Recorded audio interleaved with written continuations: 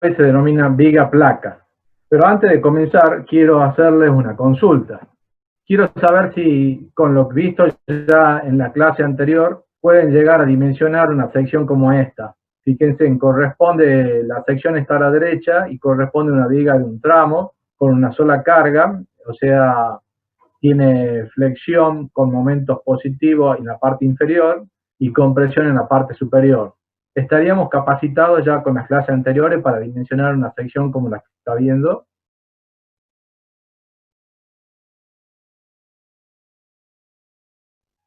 Las tablas que A ver, utilizamos no son para estoy consultando, rectangular. así que a ver quién está. ¿Quién opina? Las tablas que utilizamos no son para sección rectangular. Sí, efectivamente. ¿Serviría para esa? No. ¿Alguien más puede opinar? Quizás se pueda hacer un análisis parecido, porque como la parte de arriba que tiene hormigón es rectangular y la parte de abajo que a nosotros nos interesa más que el hormigón, nos interesa más el acero, quizás haya una relación para simplificar el problema. ¿Alguien más?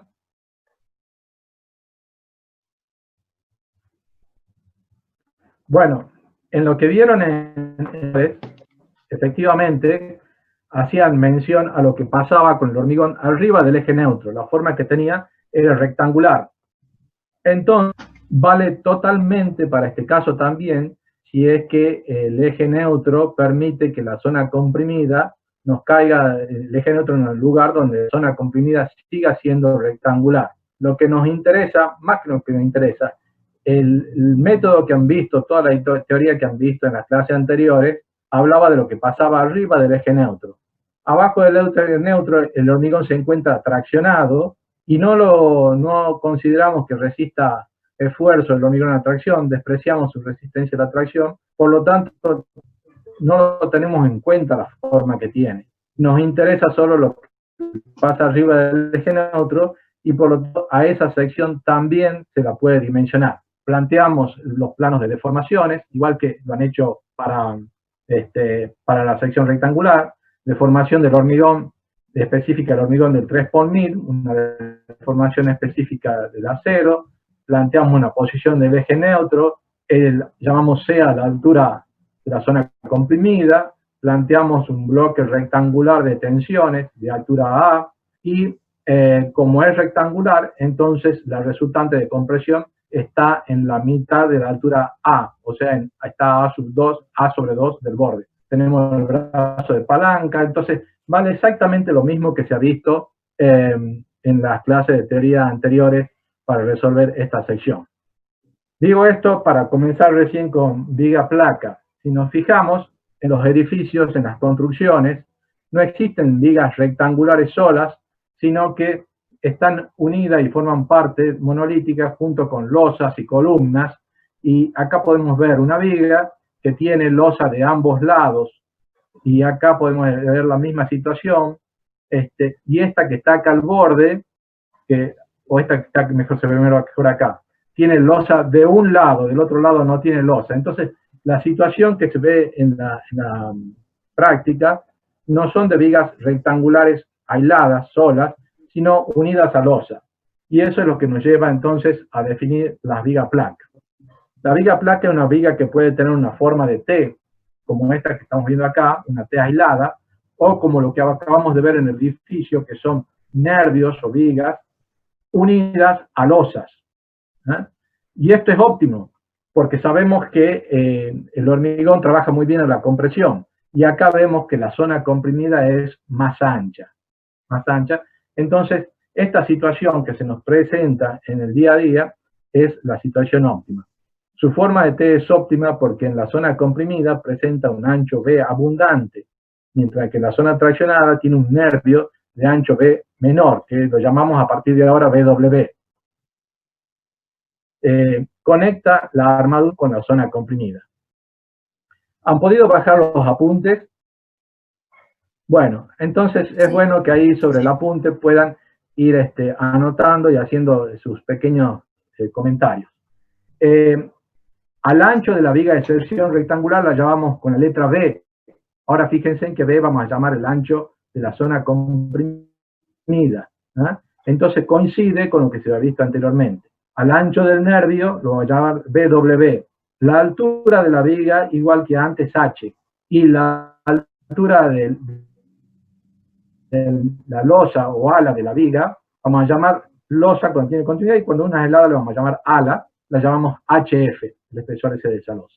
A la distancia entre nervios que hay acá la vamos a llamar con la letra A. Entonces, para hablar de los casos de viga placa. Tengo un cartel fijo acá que mi conexión es inestable. ¿Me están escuchando?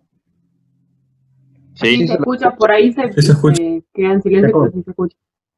Bueno, sigo entonces.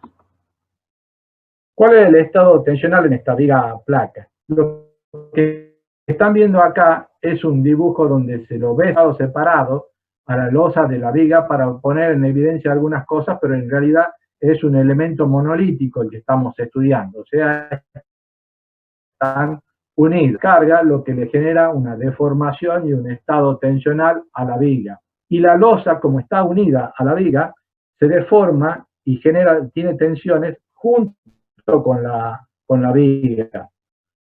Ahora, el estado tensional de la losa en realidad es bidimensional, está en dos direcciones. Por un lado acompaña la viga y por otro lado flexa transversal a la viga. Entonces, fíjense en este diagrama espacial, que además se ve el diagrama de tensiones del hormigón en la viga, que se hace 0 a la altura del eje neutro. Y el valor que toma la losa acá en este borde es el mismo que tiene la viga, pero a medida que se aleja del nervio disminuye, va disminuyendo, tanto a medida que se aleja del nervio y a medida que va bajando, se va acercando a la posición del eje neutro. ¿Cuánto sería el estado tensional? ¿Cuántas serían las tensiones a la altura del eje neutro?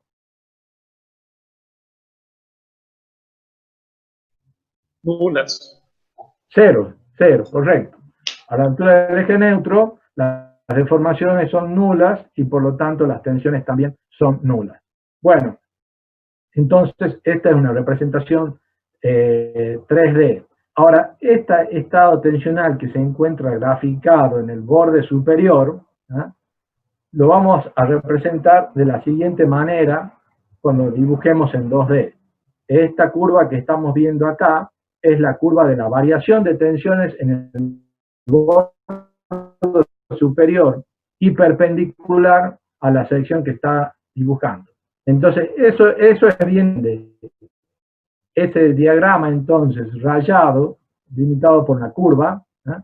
Representa las tensiones en el borde superior comprimido y perpendicular a la sección. O sea, son tensiones sigma X.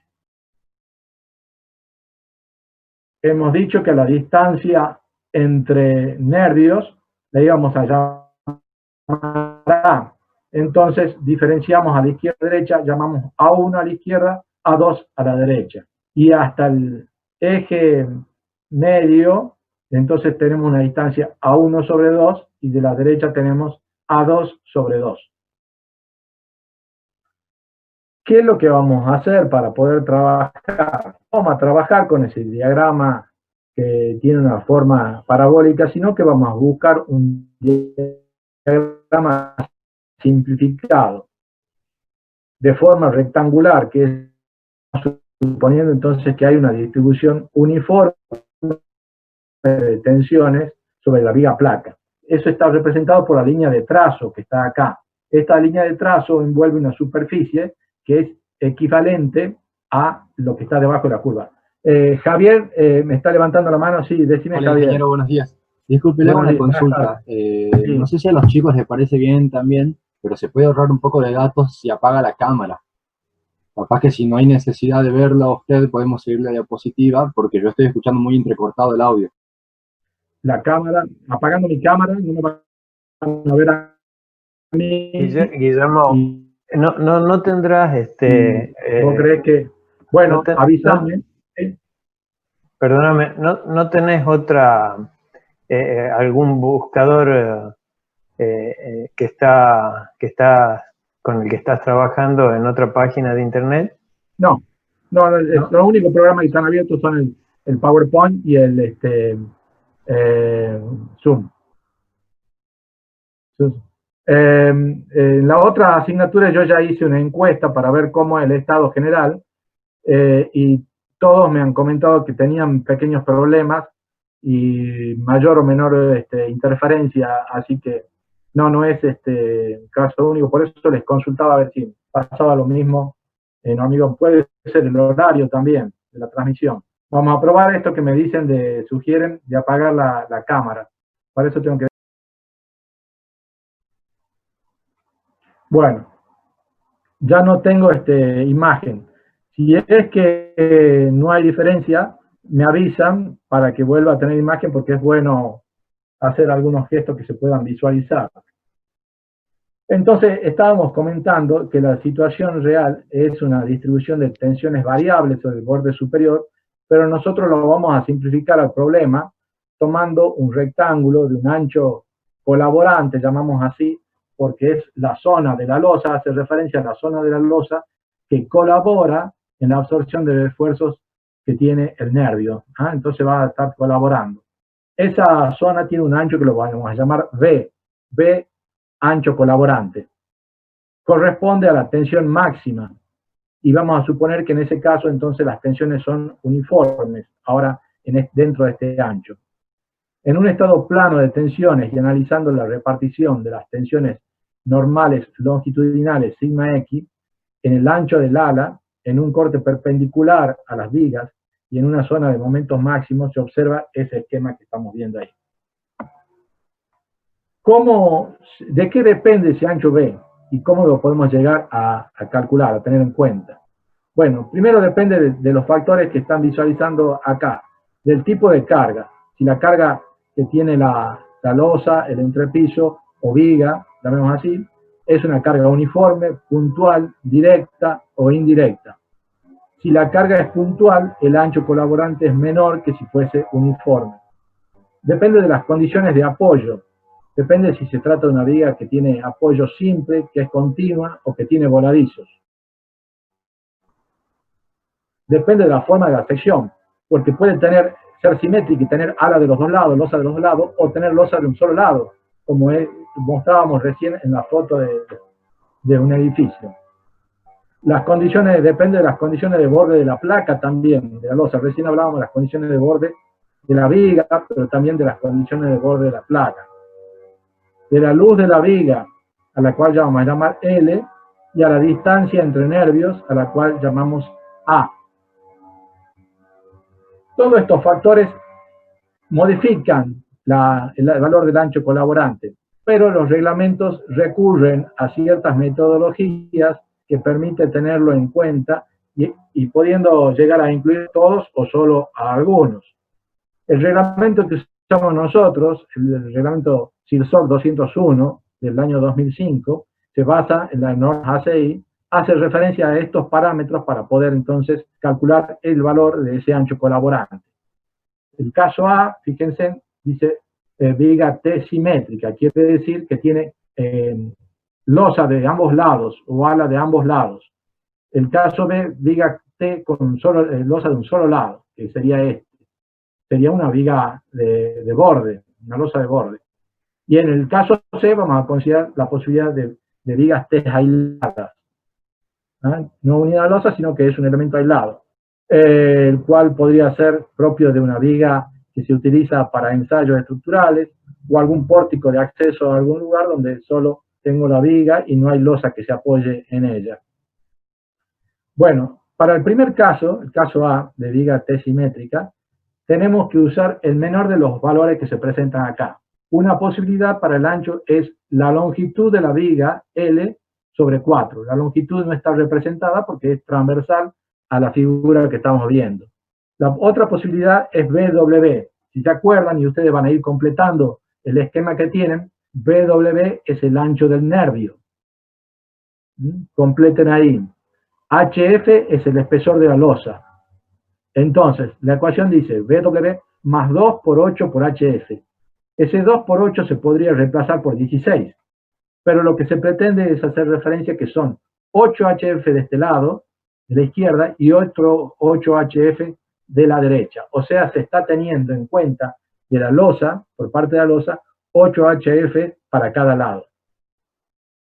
Y la última ecuación dice BW, o sea, de nuevo el ancho del nervio, más un medio de A1 más un medio de A2. Si recuerdan, A1 llamábamos la distancia que había entre nervios a la izquierda y A2 a la distancia que había entre nervios a la derecha.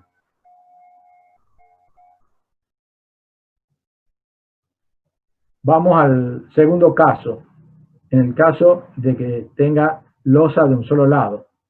La primera ecuación que hace referencia a luz cambia y ahora dice BW, o sea, el ancho del nervio de nuevo, más la luz sobre 12. L sobre 12.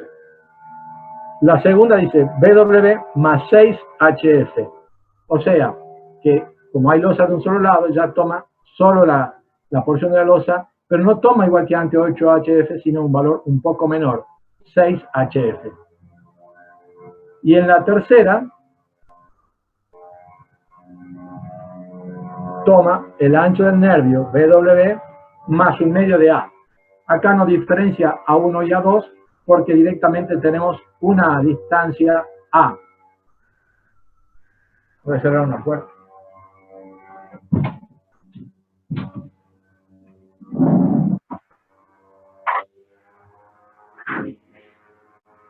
En este momento hay una máquina que está pasando y está haciendo bastante ruido. No sé si se escucha, pero bueno, no lo puedo evitar, no viene de acá.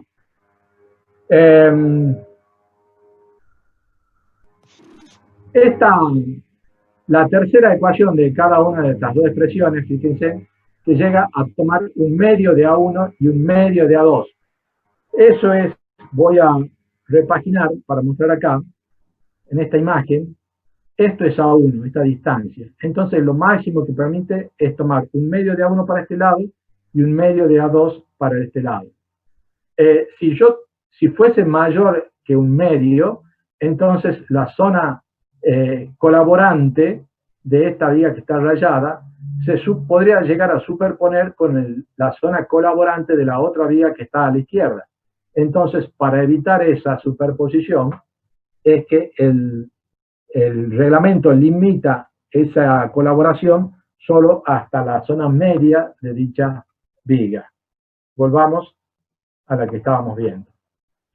Y finalmente, para la viga T aislada, propone dos ecuaciones que de verificarse ambas, entonces directamente el ancho colaborante va a ser el ancho de la viga en la zona comprimida, que es este valor de B. Las expresiones HF, o sea, el espesor de la losa, mayor o igual que un medio de BW, o sea, el ancho del nervio. Y la otra, B, que es el ancho de la zona comprimida, menor o igual que 4 veces el ancho del nervio. Con esto, aplicando estas ecuaciones, podemos resolver entonces y definir una zona de ancho B, de dentro de la cual hemos dicho las tensiones son uniformes. Entonces, ahora sí vamos a ver la resistencia que tiene esta viga placa. Y se nos presentan dos situaciones. La posibilidad que el eje neutro esté cortando el ala, o sea, lo que se muestra en el primer caso, o que el eje neutro esté un poco más abajo y que corte el nervio del conjunto de la viga placa, lo que llamamos... Ingeniero, ¿Sí? disculpen, sobre el tema del ancho B, Sí. nosotros de todo lo que nos da el reglamento tenemos que tomar el menor. El menor. Elegís el primer Consideramos que es caso. constante. Claro, elegís el caso en que estás ubicado vos, que puede ser cualquiera de esos tres, o sea que tenés losa de los dos lados, o de uno, o es una viga aislada, y después aplicás las tres ecuaciones correspondientes al caso que estás planteando. Perfecto, y ahí gracias. va a sacar tres valores de B. El menor, porque te dice la condición que sea el menor igual de esos tres, siempre es el menor igual, Entonces, lo único que va a cumplir las tres condiciones va a ser el menor de los tres. ¿Correcto? Entonces, elegido B, entonces ya podemos dibujar esto que está acá. Ya es una viga que está más acotada, tiene un ancho total que es B, ya sea que esté en este caso o en este caso. En el primer caso, el de la izquierda, fíjense, está dibujado el eje neutro, y el eje neutro está dentro del ala, lo que me genera una sección rectangular comprimida. En cambio, en el otro caso, el eje neutro está más abajo, cortando el nervio, y la zona comprimida tiene forma de T ahora, no es rectangular. ¿Cómo sé que estoy la ubicación del eje neutro? ¿Qué elemento conocemos nosotros que nos da la ubicación del eje neutro? Que hemos aprendido en las clases anteriores. El parámetro C. El parámetro C, bien. O también llamado profundidad del eje neutro. Entonces, fíjense, si yo calculo el C para esta sección, fíjense que hay una sección rectangular de trazo. ¿La ven? Es una sección imaginaria. Entonces yo estoy suponiendo que la sección es rectangular de ancho B. Y uso las tablas que ustedes ya conocen, las tablas de flexión 3, y determino la posición del eje neutro. Si el eje neutro está en el primer caso, en el de la izquierda, ¿no? Entonces a ese lo voy a identificar diciendo que C es menor que HF, es menor que la altura del oso. Si estoy en ese caso, ¿la podríamos resolver?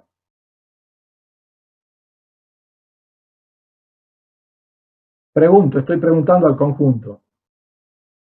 No sé si me pudieron seguir, o quieren que repita. Sí, es como el caso que vimos al principio, ¿no? Exactamente, es como el caso que vimos al principio, por eso lo veíamos, para decir, bueno, esto ya es conocido, esto sí lo podemos resolver. Entonces, repito, quizás el resto no ha entendido. Una vez definido el ancho B, queda dibujada acá una zona rectangular de ancho B, que está indicada con la línea de trazo. Podemos suponer que la sección es esa, y con el método que ya conocen ustedes, como lo han hecho en las clases anteriores, pueden encontrar la profundidad del eje neutro. Si es que corta el ala, entonces tengo una sección rectangular comprimida. Y por lo tanto, sigo igual que en lo visto en las clases anteriores. Ahora, si es que C es mayor que HF, entonces estamos viendo el segundo caso. C es mayor que HF, me está diciendo que tengo una sección comprimida en forma de T. Entonces estamos en otra situación y ya no es válido en forma directa lo que hemos visto en la clase de flexión anteriores. Ahí pueden darse dos situaciones. Que ¿a qué llamamos A? ¿A la distancia entre nervios o no? A 1 y a 2, pero ¿a qué llamamos A en las clases de flexiones del miércoles pasado, de la semana pasada? A la altura del rectángulo comprimido, digamos. Bien, bien, bien. ¿Y ese A tenía alguna relación con C? Igual a beta por C. A igual a beta por C. Beta 1 por C. ¿Y beta 1 de qué depende? Del hormigón. Del tipo de hormigón. Bien, bien, perfecto. Se ve que han aprendido entonces bien en las clases anteriores. Me están quedando 9 minutos, yo sigo, si es que se corta, ya saben cómo hacemos. Bueno, les decía que estamos en el segundo caso donde C es mayor que HF. Y tengo una sección que tiene forma de triangular, T comprimida. Pero, a pesar de que la forma es de T, si es que A es menor que HF, voy a seguir teniendo para considerar un bloque rectangular comprimido. ¿Ah? Y solo cuando tenga A mayor que HF es cuando voy a tener que analizar una zona comprimida con forma de T. Acá estamos entonces en esa situación. Sería el caso B2. ¿Ah? A es mayor que HF, acá me falta una F. Pónganle, agréguenle ahí una F. En el segundo no lo he puesto. Entonces, se entiende que A, que es igual a beta 1 por C, es mayor que HF. Por lo tanto, no solo la sección comprimida es forma de T, sino también el bloque de tensiones que yo voy a analizar. Bueno, planteamos, igual que lo hemos hecho en las clases anteriores, entonces los planos de deformaciones, la deformación en el borde superior comprimido, la deformación específica del hormigón en un valor 3 por 1000, planteamos una deformación para el acero, tenemos la altura total de la viga que la llamamos H, C, la altura o profundidad del eje neutro, HF, el espesor de la losa, B, el ancho total de la viga T que estamos analizando, BW, el nervio, D, igual que antes, la altura útil que va del centro de gravedad de la armadura de tracción hasta el borde comprimido. Acá tengo indicado el centro de gravedad de esta sección y su E, la distancia que hay del centro de gravedad hasta el centro de gravedad de la armadura comprimida. ¿Cuándo se usaba I sub E? ¿Cuándo recuerdan que usaban I sub E? Teníamos flexo compresión o flexo tracción. Perfecto. Para calcular lo que se denomina momento transpuesto. ¿Ah? Bueno, entonces acá tenemos el centro de gravedad y acá tenemos indicado el eje neutro de esta sección, coincidiendo con el punto de deformación específica nula. ¿Ah? Entonces, un poco más a la derecha tenemos el diagrama de tensiones propuesto, rectangular, con tensión alcanzando el valor de 0,85 de F'C, y la altura de este bloque que llamamos A igual a beta 1 por C. Bueno, el área comprimida lo que podemos hacer es dividirla en dos grupos. Fíjense, la rayada hacia la derecha y la rayada hacia la izquierda, que es lo que corresponde a la izquierda y a la derecha, sería un grupo, y después la zona del nervio sería el otro grupo. Y podemos entonces calcular dos resultantes de compresión, trabajarlas por separado. La resultante C del ala y la resultante C del alma. Para cada una vamos a tener un brazo de palanca elástico, que es la distancia de ese resultante de compresión hasta la fuerza de tracción. ¿Qué pasa acá? Resulta que la zona de las alas están totalmente comprimidas, por lo tanto, con una tensión uniforme. Por lo tanto, se puede calcular perfectamente cuánto vale C en el ala, y también conocemos la ubicación.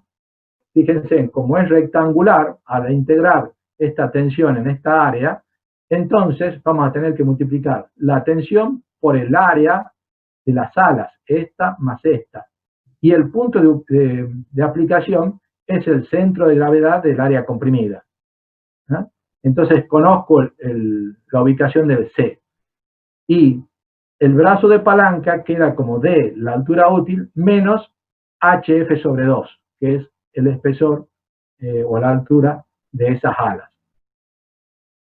En cambio, en el nervio, tengo que calcular C del alma, pero no conozco la altura de esta sección rectangular. Conozco el ancho, que es BW, pero no sé qué alto tiene. ¿Eh? Y consecuentemente, no solo que no puedo sacar la resultante, sino que tampoco puedo calcular la distancia de esta, porque va a ser D menos A sobre 2, y A no lo conozco. ¿Se entendió hasta ahí? ¿Alguna duda? Quiero una duda. La fuerza de compresión C del ala, se toma una fuerza de compresión por cada lado, por cada área, un área izquierda y el área derecha, o se toma una fuerza C de esos dos. Se toma la total, la de las dos alas, porque es el mismo punto de aplicación. Entonces, directamente tomamos la C del ala. Quiero que entiendan el concepto y pasamos a las ecuaciones. Seguimos con las ecuaciones y después volvemos acá si es que hace falta. Acá tenemos el mismo gráfico puesto arriba para referencia. Vamos a hacer lo mismo que se hizo anteriormente. Vamos a plantear ecuaciones de equilibrio, ecuaciones de compatibilidad y ecuaciones constitutivas de los materiales. En las ecuaciones de equilibrio se van a hacer sumatoria de fuerza normal igual a 0 y sumatoria de momentos igual a 0. Tenemos que el esfuerzo nominal, que define toda la capacidad resistente de la sección, es igual al esfuerzo de tracción, al esfuerzo de tracción, más la fuerza de compresión en el ala, más la fuerza de compresión en el alma.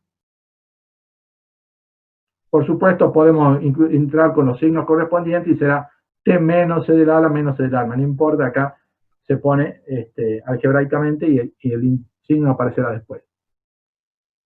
Y si planteamos entonces sumatoria de momentos con respecto al punto del centro de gravedad de la armadura, ¿ah? O sea, haciendo la transposición, momento nominal transpuesto, eso es lo que me está indicando el subíndice EN, entonces voy a tener como única fuerza que me genera el momento el C del ala y el C del alma, multiplicada por sus respectivos brazos de palanca. Entonces tengo acá una ecuación que va a ser C del ala por la distancia D menos HSF sobre 2, más C del alma por la distancia D menos A sobre 2. Esto es A. Beta 1 por C es A.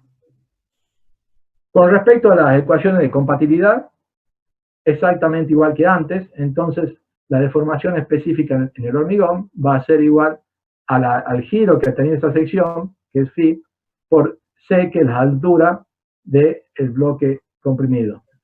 Esta altura que está acá. Y eso corresponde a una deformación que es la que adopta el reglamento máxima para el hormigón del orden 3 por 1000, estado límite. Y al mismo tiempo, la deformación específica para el acero va a ser el mismo ángulo de giro multiplicado por la distancia D, que es la distancia total esta, menos C, o sea, me queda este pedacito.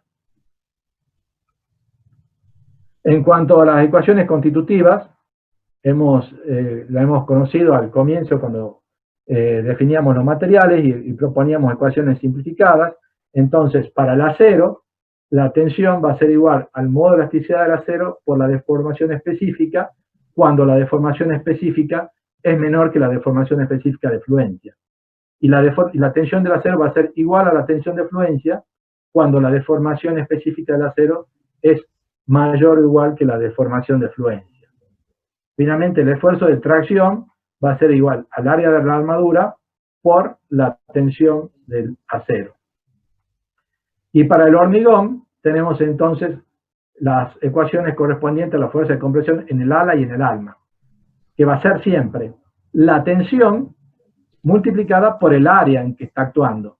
El área en que actúa del ala, fíjense, tengo arriba, el ancho total es B, menos BW, me da entonces el ancho total de las alas.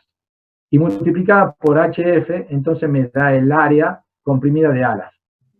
Mientras que el C del alma va a ser la misma tensión, 0,85 F'C, multiplicada por el ancho BW, que es el ancho del nervio, y por A, que es beta 1 por C. Beta 1 por C. Ya sabemos que el beta 1 depende de la tensión especificada del hormigón, eso ya lo comentó alguien. Bueno, estamos ante 8 ecuaciones con 8 incógnitas. Anótelo por ahí con un lápiz. Creo que en el apunte puede faltar, acá están las incógnitas. No conocemos ni el esfuerzo de tracción, ni la armadura, ni la tensión del acero, ni la fuerza de compresión en el ala ni en el alma, ni tampoco la deformación del acero, ni el giro, ni el valor de C. Ninguno de esos datos. O sea, tenemos 8 incógnitas, pero tenemos 8 ecuaciones. Las voy contabilizando, a ver si me siguen. Ustedes le pueden poner... Ah, me olvidé de apagar la...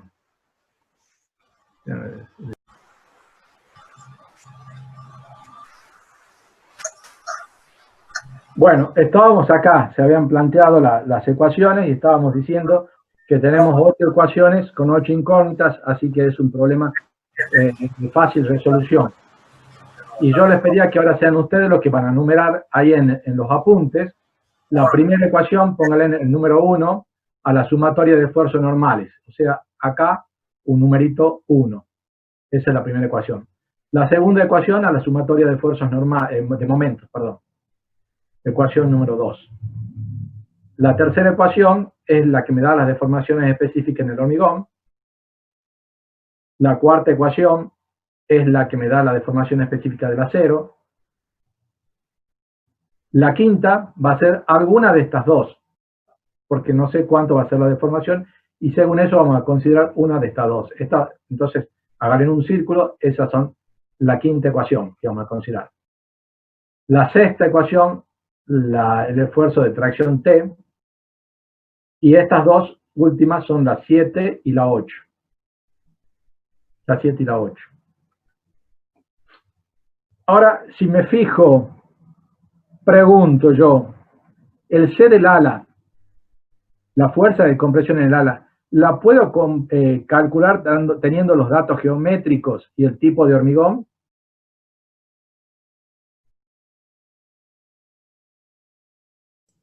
Sí, Sí. Fíjense, aparecen datos geométricos.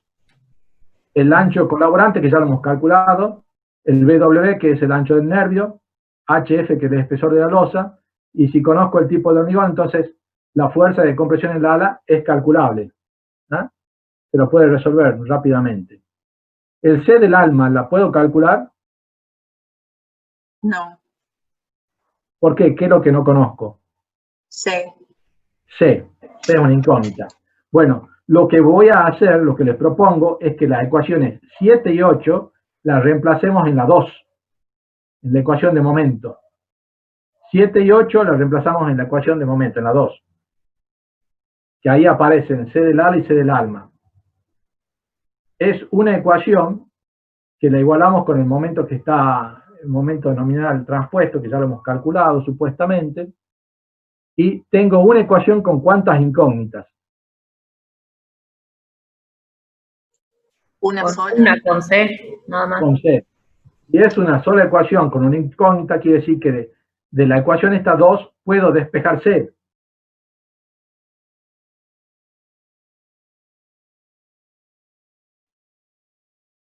Si el C ya lo conozco, me voy a la ecuación número 3, a esta, y reemplazando el valor de C, puedo conocer el valor de phi.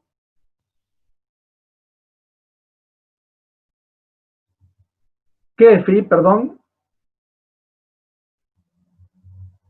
el ángulo que forma el plano deformado. Claro, el ángulo que ha girado la sección esa al deformarse la viga. Y ahora que conozco phi, me voy a la número 4, reemplazo a phi y c, que lo calculé un poquito antes, y entonces puedo conocer la deformación específica del acero. ¿Me siguen hasta ahí o quieren que volvamos atrás? Sí, sí, lo sé. No, sí, está bien. Sí. Bueno, ahora que conozco la deformación del acero, puedo entonces fijarme acá y saber cuánto vale la tensión en el acero para este caso. ¿Ah? Si la deformación del acero es menor que la de fluencia, aplico esta ecuación. Si la deformación del acero es mayor que la de fluencia, aplico esta ecuación. ¿Cuánto es la deformación de fluencia del acero? 2 en 1000. Sí. Bien, entonces si es menor que 2 por 1000, entonces aplico esta ecuación, y si es mayor, ya sé, mayor o igual, sé que la tensión del acero es igual a la tensión de fluencia. Para el tipo de acero que usamos nosotros, ADN 420, entonces la tensión de fluencia es de 420. perfecto, perfecto. Bueno, paro aquí. Me voy a la primera ecuación. Si ya conozco C, quiere decir que conozco C del ala y C del alma. Conozco los dos. Y por lo tanto, de la primera ecuación puedo despejar el valor de T. En la primera, puedo despejar T. ¿Eh? Porque al conocer C, cuando despeje C, vengo y reemplazo, y ya son datos C del ala y C del alma. Entonces despejo T. Una vez que tengo T, me voy a la ecuación número 6, que tenía 3 incógnitas, ahora queda con una sola incógnita que es A sub S, la armadura de tracción que necesito yo. ¿Me pudieron seguir? Ingeniero, Sí. Consulta. en este caso entonces tenemos el problema definido, El problema se Cosa puede resolver, porque tenemos cosa 8 que en el ecuaciones. rectangular no pasaba. ¿Qué es lo que necesitamos de datos? Necesitamos la geometría, ¿no? La geometría, y necesitamos las solicitaciones. Con las solicitaciones requeridas vamos a calcular las solicitaciones nominales y vamos a tener entonces listo para resolver todas las ecuaciones. Pero esto no pasaba en la viga rectangular, ¿verdad? Porque Sí, teníamos que pasa lo hacer... mismo. Sí pasa lo mismo si vos tenés también como dato la geometría y el esfuerzo, los esfuerzos externos requeridos, es exactamente igual. Ahí, ¿qué va a pasar?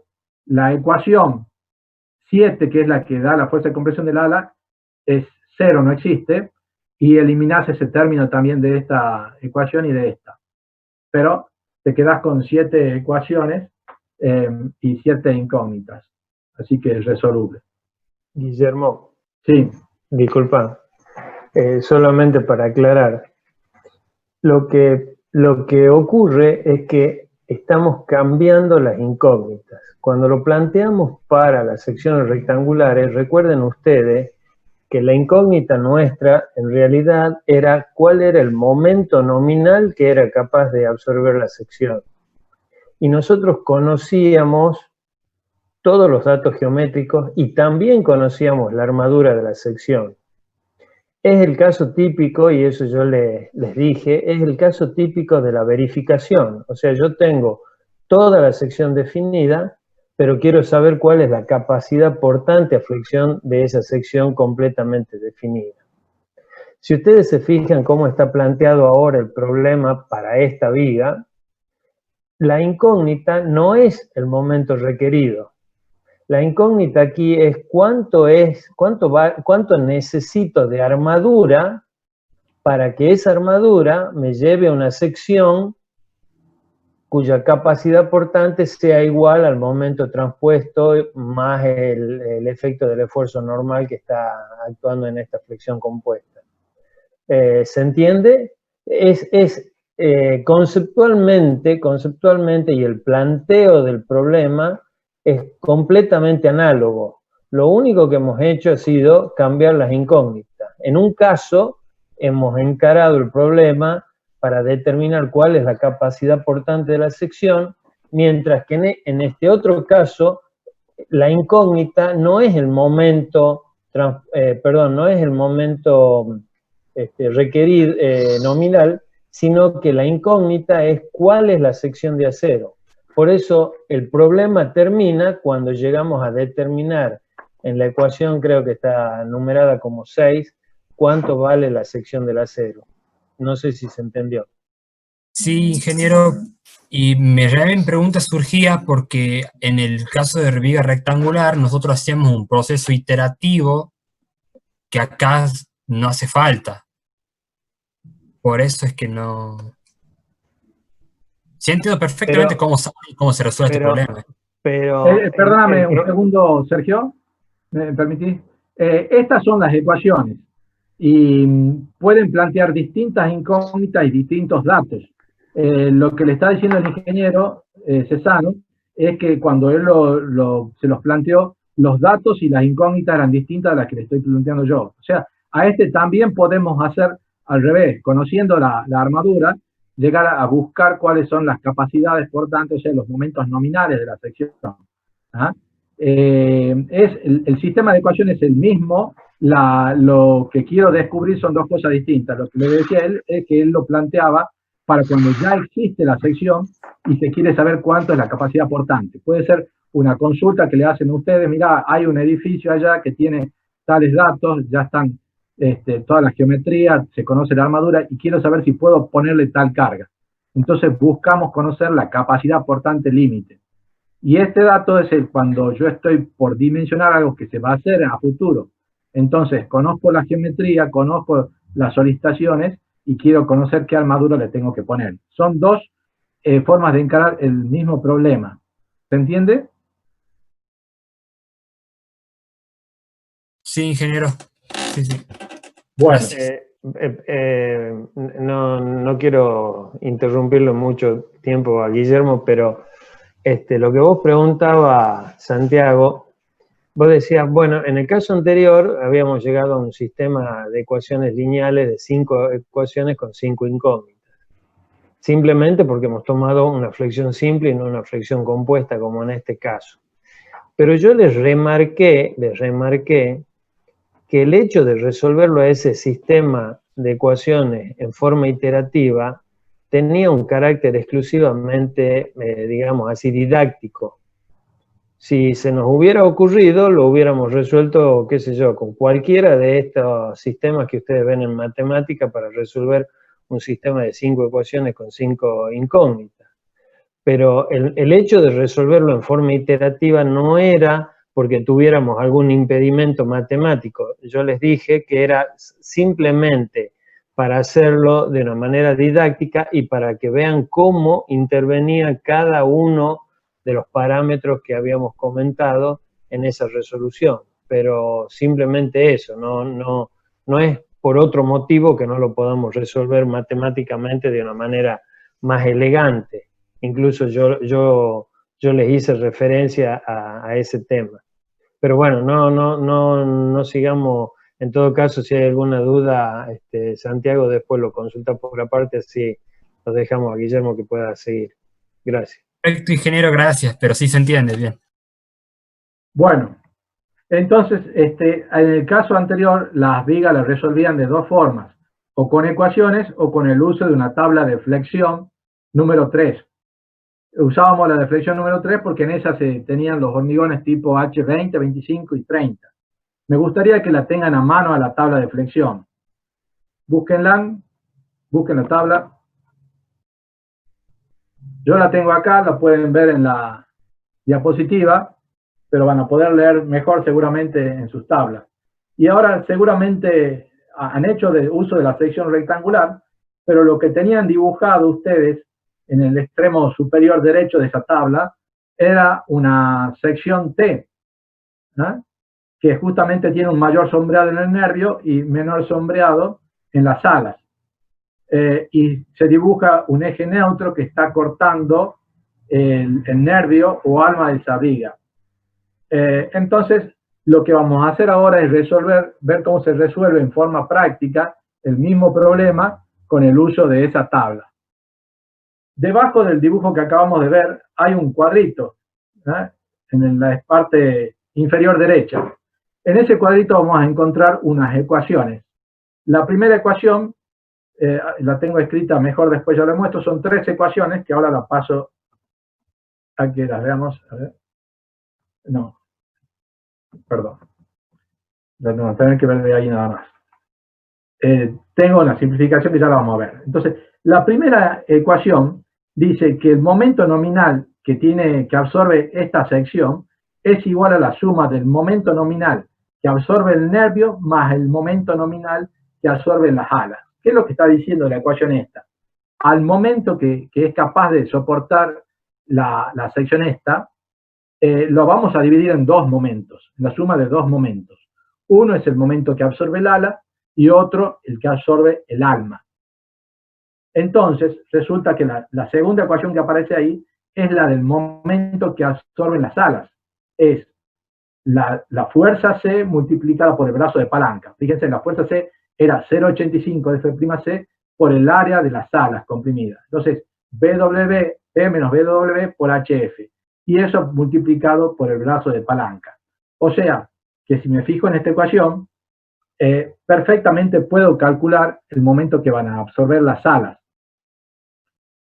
Finalmente, la tercera ecuación dice, bueno, el momento que le va a corresponder que absorba el nervio va a ser igual al momento total menos el que ya absorben las alas. Y a ese lo llama MNW. Este depende de la posición del eje neutro y de la altura A, que no la conozco. Entonces lo que voy a hacer es usar las tablas para llegar a conocer entonces cuál es la posición del eje neutro y adentro de esto va a quedar también el valor de C. Fíjense, vamos a usar la expresión de K sub D. K sub D es la altura útil, dividida en la raíz cuadrada del momento nominal, pero ¿qué momento nominal? El que va a absorber el nervio, entonces este va a ser MNW. MNW. Para que se ubiquen, ¿se acuerdan que el ancho del nervio lo llamamos BW?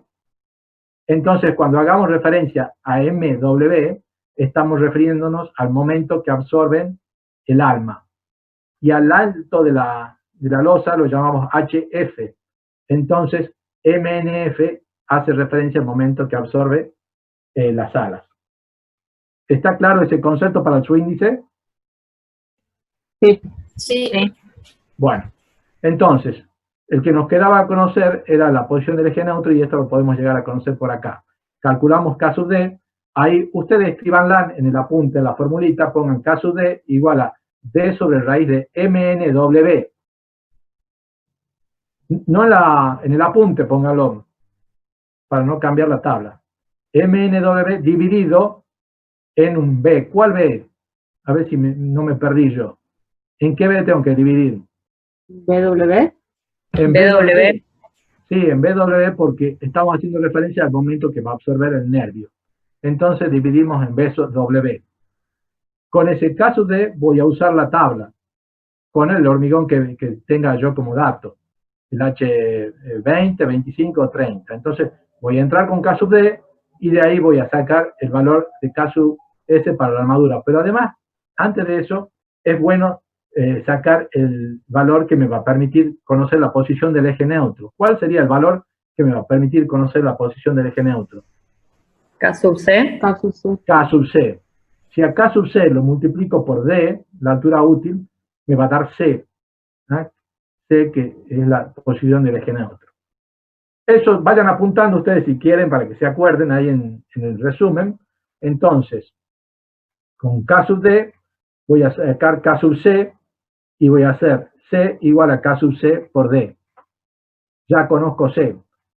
Una vez que conozco C y conozco que el eje neutro se está cortando, en este caso, al nervio, entonces sé que la sección comprimida es de forma T.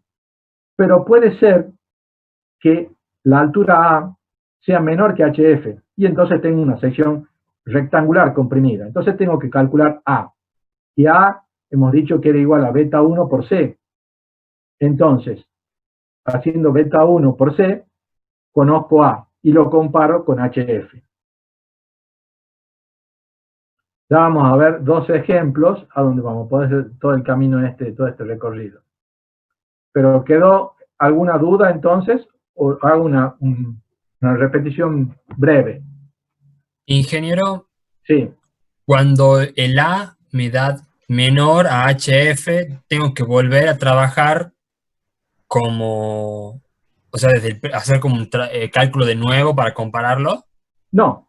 Cuando A te dio menor que HF, eso quiere decir, el C te dijo que la zona comprimida tiene forma de T. Pero vos decís, pero como A es menor que HF, yo tengo que trabajar nada más que con A, no trabajo con C. Es un dato saber que la forma comprimida tiene T, pero el otro dato es que voy a tener un bloque rectangular comprimido, y por lo tanto, ya lo que hago a continuación, en ese caso que vos me planteás, es sacar el K sub S para determinar la armadura. Perfecto, perfecto. Hago muy rápido ahora recorrido, repitiendo ahora que ya lo conocen. Entonces, les decía, tengo una viga placa en forma de T. Lo que voy a hacer es decir, el momento nominal va a ser absorbido por dos momentos. El momento de las alas y el momento del nervio. El momento del nervio lo llamo W, MNW, igual que el BW. Y el de las alas lo llamo MNF, igual que la ala que es HF, el espesor. Ahora que he planteado eso, digo, bueno, calculemos el momento que absorben las alas. Están totalmente comprimidas y puedo calcular ese momento, la ecuación.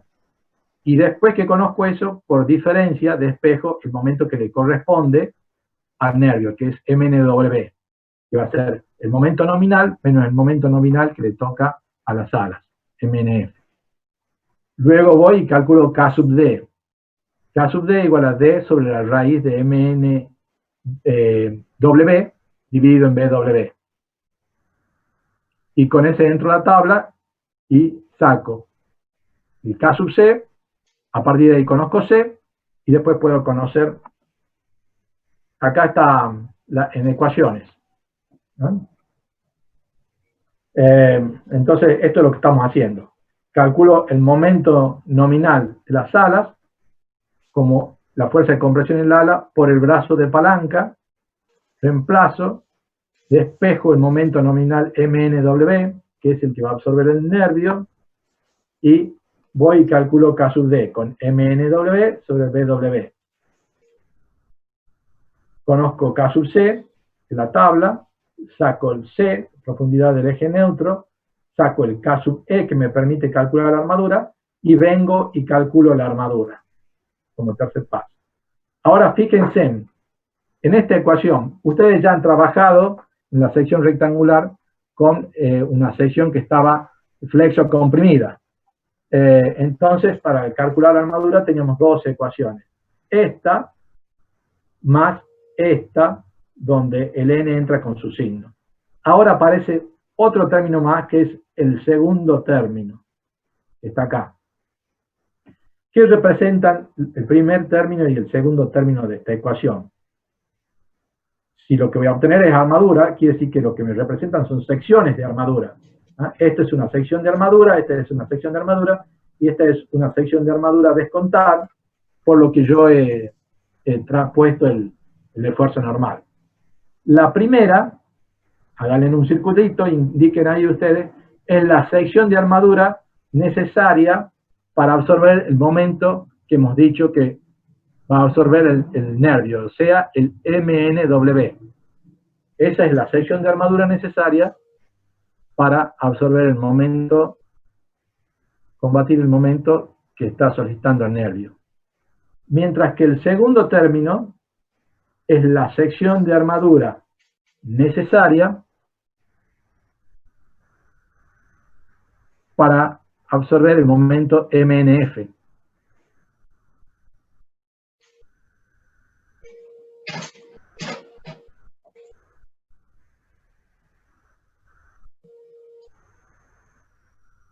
Entonces, ingeniero, el MN no debería ir, sino MNW. Sí, correcto, corrijan ahí. MNW.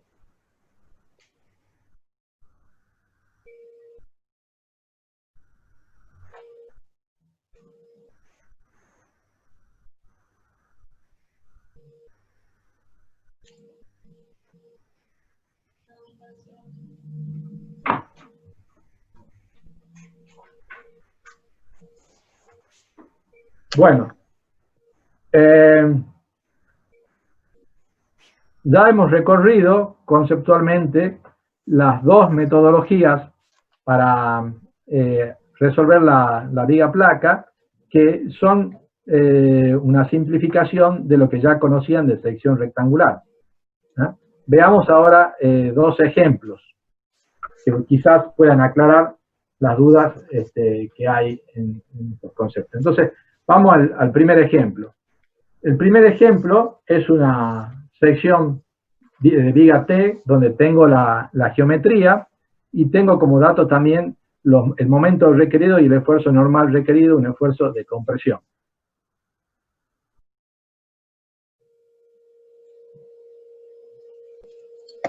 Bueno, lo primero que vamos a hacer es suponer que la deformación de tracción es mayor que el 5 por 1000, y entonces phi vale 0,9, y calculo los momentos el momento nominal y el esfuerzo nominal correspondiente, dividiendo ambos en 0,9.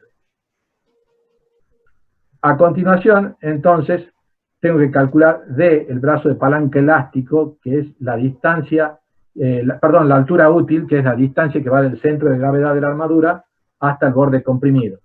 La altura de la viga, la altura total de la viga, fíjense, es 85 más 15, 100. Entonces la altura total es 100.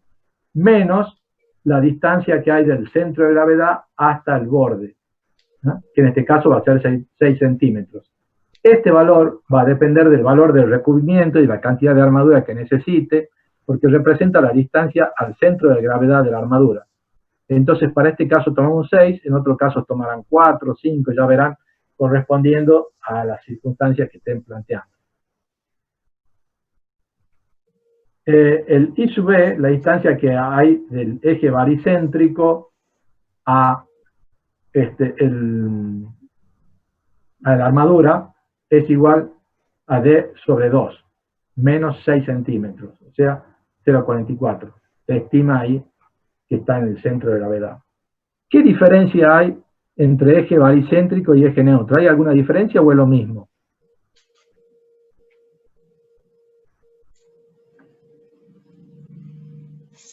son distintos.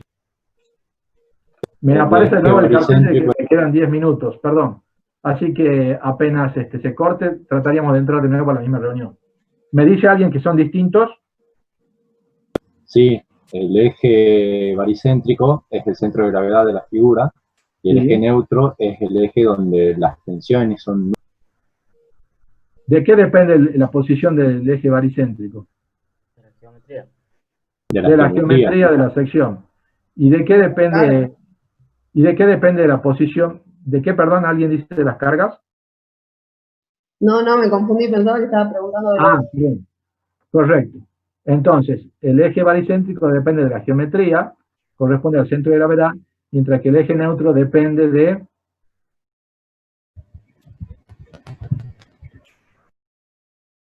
de las cargas. De las cargas. exactamente, ahí sí, depende de las cargas, de la solitación que generen las cargas. Entonces, hago esta aclaración porque a veces los confunden, entonces quizás algún compañero ha podido ahora aclararlo al hacer referencia. Bueno, planteamos entonces la ecuación de momento transpuesto. Momento transpuesto va a ser el momento nominal menos el esfuerzo de compresión multiplicado por el brazo y palanca. Y acá el esfuerzo de compresión entra con su signo. Como es de compresión, entonces entra con signo negativo y consecuentemente el momento transpuesto me da un valor que siempre va a ser mayor que el momento nominal que tenía la sección, al ser de compresión, ¿no? Al ser de compresión, este va a ser mayor que este. Calculo el esfuerzo de compresión en el ala, que es fácilmente calculable porque depende de la geometría, hemos dicho, depende de F'C, que es 25 megapascal, B y BW, que son datos del problema, y HF, que también es dato del problema, entonces lo puedo calcular. Luego, calculo la fuerza de compresión en el alma, entonces acá me encuentro con que A no lo conozco y lo pongo como beta 1 por C. Beta 1, 0,85, entonces queda como una ecuación en C. Tenía la ecuación del momento nominal transpuesto, que era esta, que la hemos visto antes, reemplazando en esa ecuación, entonces puedo despejar C, que es lo que hemos hecho anteriormente. ¿Ah? Reemplazo este valor y este valor en la ecuación del momento nominal transpuesto, este momento nominal que ya es dato, y de ahí despejo C. Con ese C puedo calcular el A, y el A me da 0,25. 0,25 es mayor que 15 centímetros, que era el espesor de las alas, es decir, el eje neutro se encuentra en el alma de la viga. ¿No? Tengo una sección comprimida de forma T.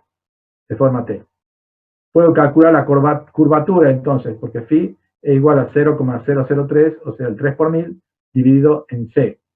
Y esa curvatura me da 1,02 prácticamente por 10 a la menos 2 radianes por metro. Con ese dato puedo calcular la deformación específica del acero, ¿no? Porque ya conozco phi, conozco C y conozco D. Y esa deformación específica me da del orden del 6,6 por 1000, o sea, mayor que el 0,5.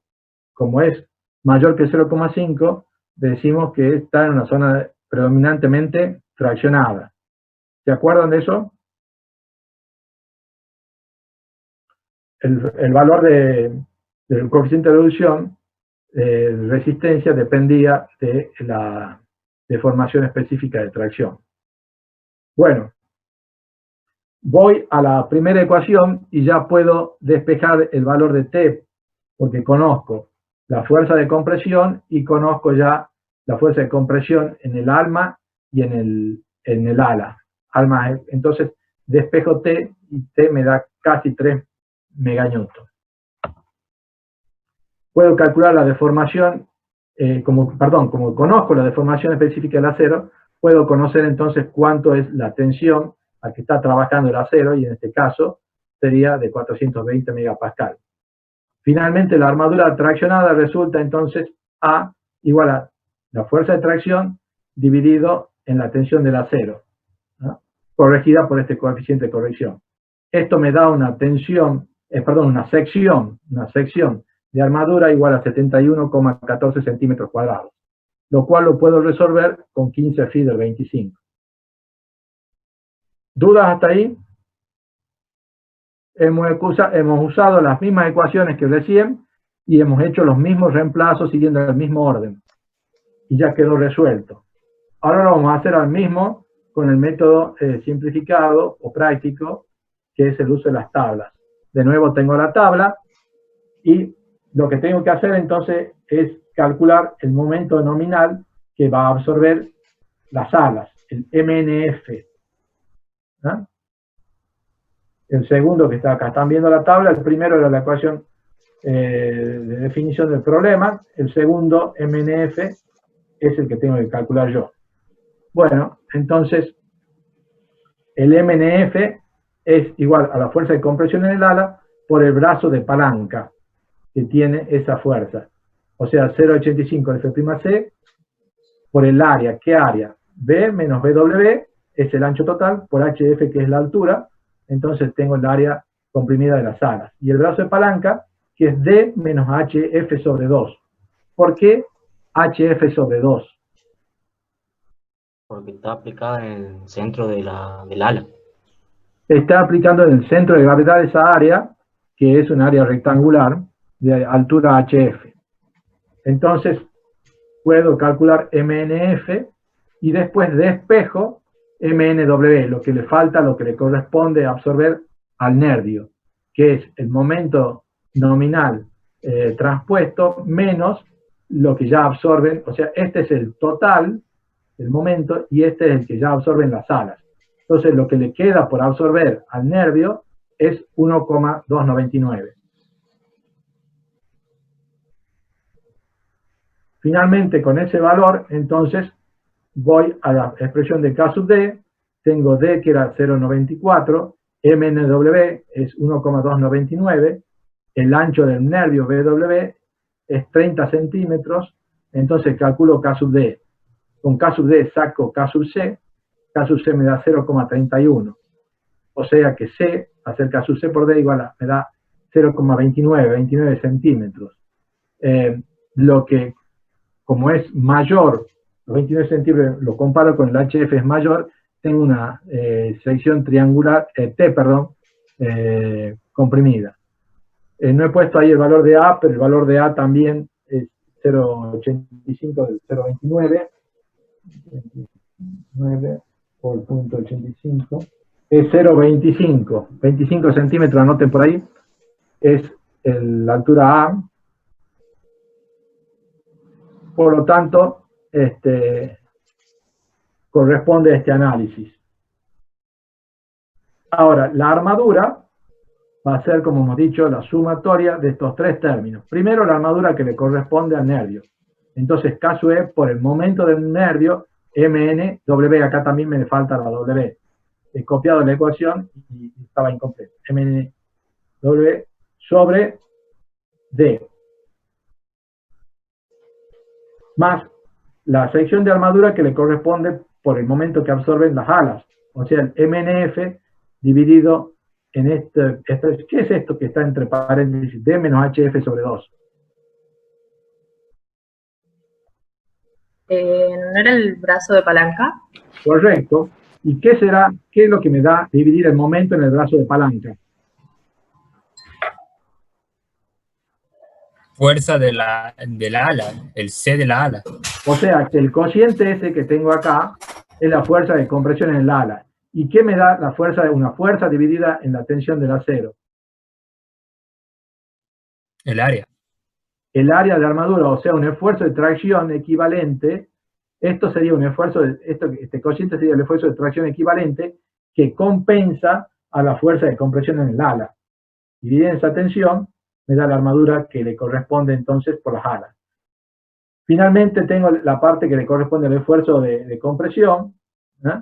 Reemplazan y obtengo la armadura total, 71,14.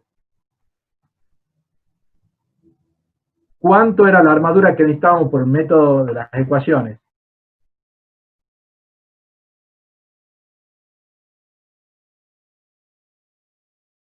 Dividido en phi, entonces esto me da 780,5 kilonewton por metro, que pasó a meganewton sería 0,780.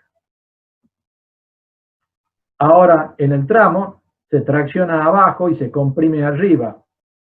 Puede ser, no lo sé, pero puede ser que tenga una sección comprimida T o rectangular. No lo sé todavía.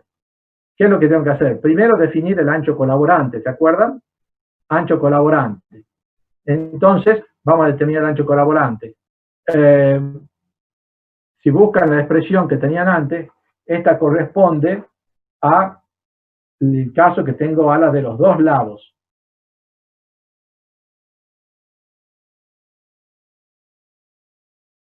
Y que sea simétrica. Esta tiene cierta simetría porque de un lado tengo un ala de 50 y del otro lado tengo 1 metro. Pero vamos a resolverla. La luz de la viga es 7 metros. Entonces la primera ecuación es la luz dividida 4. 7 dividido 4, 1,75 sería una posibilidad para el ancho colaborante. La segunda ecuación dice B tiene que ser menor o igual que BW, que en este caso es 0,30, más 2 por 8 por HF, porque eran 8 HF de cada lado. ¿Cuánto vale HF? 0,8. 8 centímetros. 8 centímetros. 8 centímetros por 8. 8 por 8, calculadora. 160 centímetros. 64 centímetros. 8 por 8. Tengo 64 centímetros a la izquierda. No tengo. No. Tengo 50, entonces no voy a poder tomar los 8 HF y voy a tomar 50 centímetros. Y a la derecha, ¿puedo tomar los 64 centímetros? Sí. Bueno, entonces la voy a arreglar, digamos así, a la ecuación.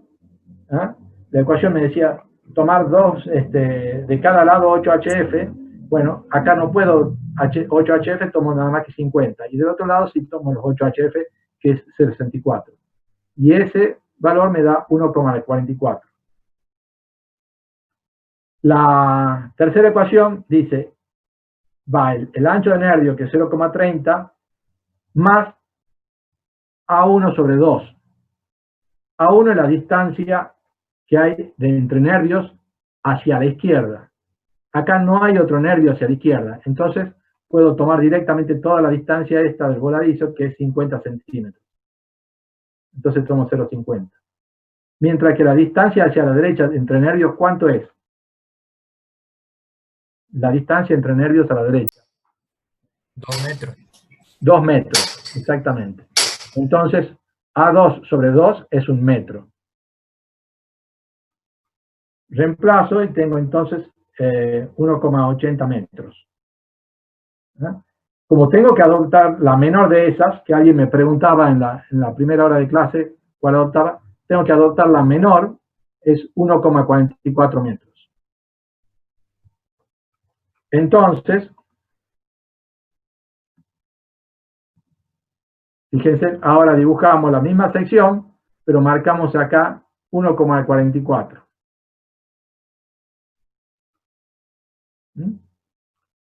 Como decíamos que no sabemos cuál es la profundidad del eje neutro, entonces para averiguarla, lo mejor es primero suponer que es rectangular.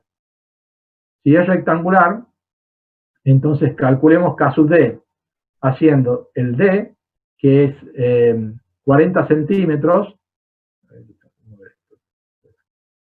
el D 40 centímetros, dividido en el momento del tramo, el momento nominal del tramo, que es 0,68, y dividido en el ancho del nervio, que dividido en la distancia, perdón, acá dice, tachen el WS, porque es el ancho, no va ahí el W, sino B.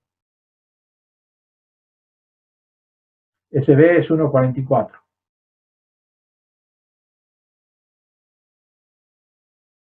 Entonces obtengo que el K sub D es 0,543, K sub C es 0,259, C es 0,10 y eso me está diciendo 0,10 mayor que HF, que es 8, me está diciendo que el eje neutro corta el nervio de la viga placa. A es 0,85 del C, o sea, es 9 centímetros, o sea, lo corta al nervio y por lo tanto no es rectangular como hemos supuesto, sino que estamos frente al caso de una viga con una sección comprimida en forma de T. Entonces vamos a aplicar, recién entonces vamos a aplicar lo que hemos visto como método práctico. Lo que tengo que calcular es MNF. El C del ala multiplicado por el brazo palanca elástico del ala. O sea, 0,85 F'C por B menos BW por HF, multiplicado por D menos HF sobre 2. Tengo todos los datos, así que reemplazo, y el momento nominal que absorbe, que es capaz de absorber las alas, es 0,558 meganewton por metro. ¿Qué le queda para absorber el nervio? Bueno, el total de momento nominal menos lo que ya absorben las alas, o sea, 0,78 menos 0,558. Eso me da 0,222 meganewton. Cálculo K sub D, para ese caso, entonces tengo D que es 40, momento nominal del nervio 0,222, el ancho del nervio 0,30, y el cociente de S me da 0,465. Con ese valor voy a la tabla, y K sub C vale 0,375, y calculo C. C me da 0,15.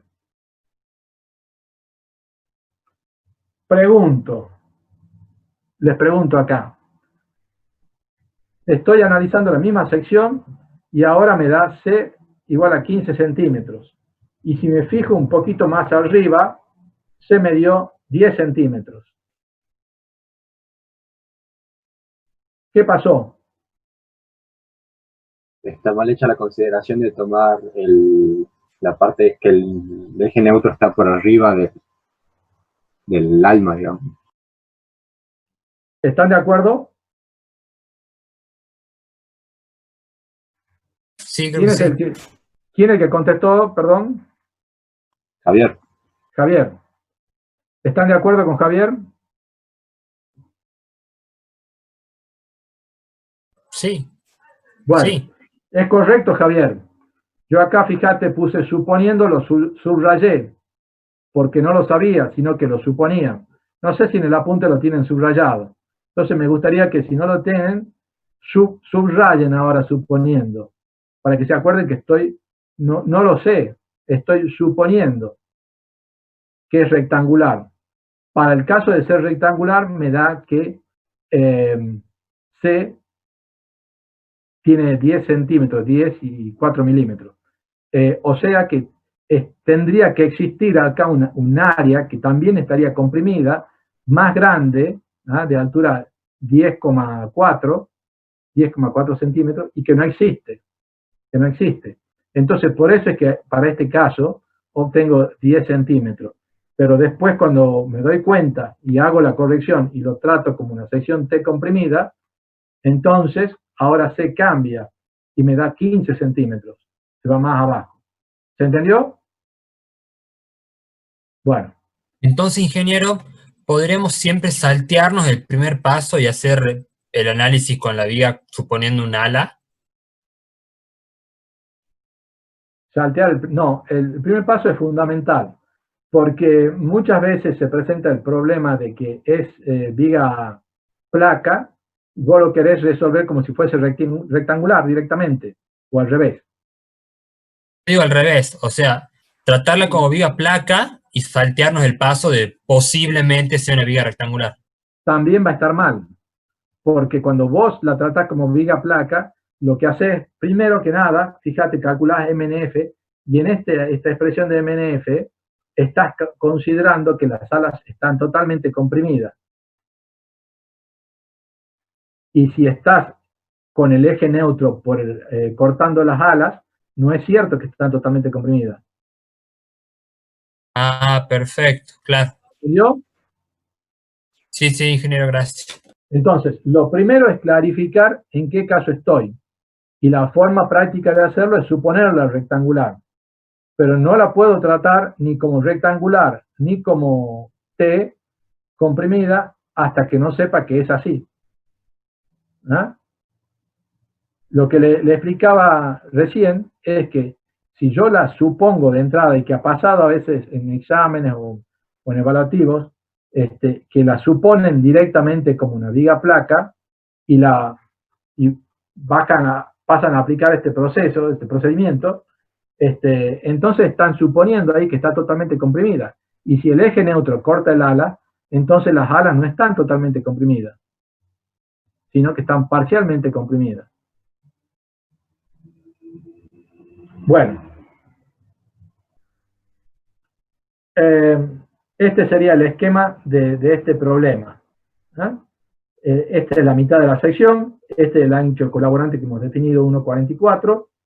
Tenemos un rayado distinto en las alas y en el nervio, y acá tenemos la ecuación entonces que nos va a permitir conocer la armadura. El primer término decíamos que es la cantidad de armadura necesaria para el momento que hemos llamado MNW, y el segundo término es la cantidad de armadura necesaria para el momento que hemos llamado MNF, de las alas. Acá no hay fuerza de compresión axial, por lo tanto son dos términos nada más en la ecuación. Ya hemos determinado la armadura, y esa armadura entonces es de 52 centímetros cuadrados. Lo que nos queda es adoptar una armadura, aunque es bastante esa armadura. ¿Se entendió el problema? Sí, Sí, sí, sí.